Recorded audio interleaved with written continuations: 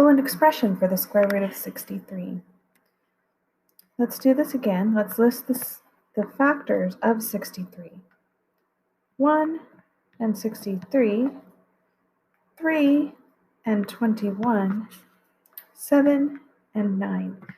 Now, if you don't know the factors of 63, the way that you can find that is to take 63, and you know that you're always going to have 1 and 63 as one of your factor pairs.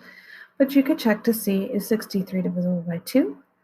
And it was not evenly divisible by 2, and 63 was divisible by 3, but not by 4, 5, or 6. 63 was divisible by 7. 63 was not divisible by 8. And then we're back to 9 again. So we know that when we get back to a number we've already found, we have found all of the factor pairs.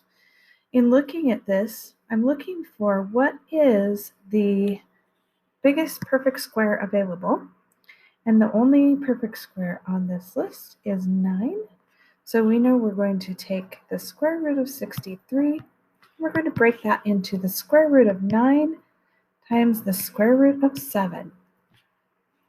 Right, we're going to take that whole factor pair and we're going to split it there.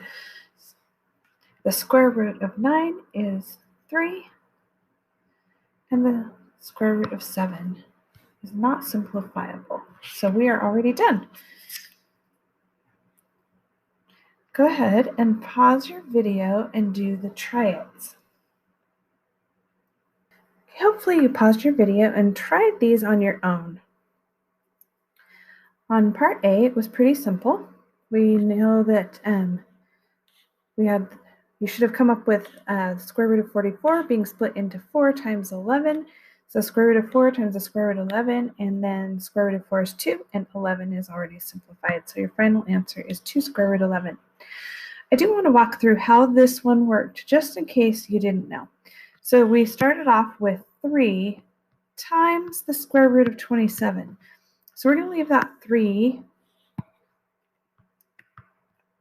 as part of our problem here for a minute. And we're going to break up the 27 into the square root of 9 times the square root of 3.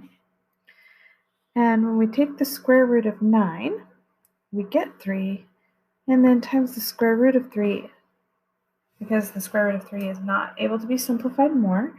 Now I need to actually multiply those other two pieces together. So my final answer will be 9 square root 3.